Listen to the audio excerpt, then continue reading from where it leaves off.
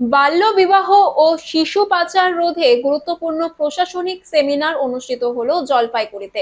বৃহস্পতিবার শহরের হাকিম পাড়ার রেড ক্রস সোসাইটির কনফারেন্স হলে এই সেমিনারটি অনুষ্ঠিত হয়।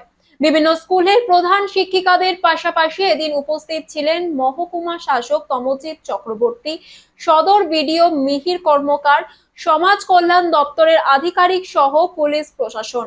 কুমার যারা বিভিন্ন স্কুল রয়েছে, বিশেষত মেয়েদের স্কুল, তাদেরকে ডেকেছি যাতে আগে যে বিয়ে দেওয়া বাল্যবিবাহ, এইটা আমাদের মহকুমায় আমরা একেবারে শূন্যে নামিয়ে আনতে চাইছি।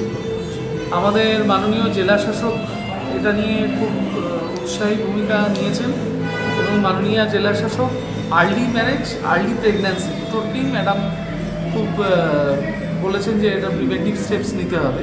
তো ওই জন্য আজকে আমরা দিদিমণিদের সঙ্গে প্রধান শিক্ষিকা যারা রয়েছে তাদের সঙ্গে বসেছি, পুলিশ রয়েছে, সমাজ কল্যাণ দপ্তর রয়েছে, আমরা আলোচনা করছি এবং বিভিন্ন বিষয়ে সচেতন করছি যে আইনে কী কী প্রভিশনস রয়েছে। এবং আমরা মহকুমার সমস্ত নাগরিককেই বলবো যে আপনারা দায়িত্বশীল নাগরিক, আপনারা কাইন্ডলি যদি এরকম কোনো অভিযোগ পান, আপনারা 1098 চাইল্ড লাইন এইখানে দেখছেন 24 ঘন্টা কাজ করে 1098। সুতরাং চাইল্ড লাইনে আপনারা অভিযোগ জানান। 1098-এ অভিযোগ জানানোর সময় যদি আপনারা বলেন যে নিজের নাম গোপন রাখতে, সেটাও গোপন রাখা হবে। কখনোই কারোর পরিচয় আমরা প্রকাশ করব না। কিন্তু যে করে হোক আমাদের ছোট ছোট মায়েদের যাদের এখনও প্রস্ফুটিত হওয়ার বয়স হয়নি, তাদেরকে সেই কুড়ি অবস্থায় আমরা ঝরে যেতে দেব। স্কুলের একটা দায়িত্ব রয়েছে, কি বললেন আপনি?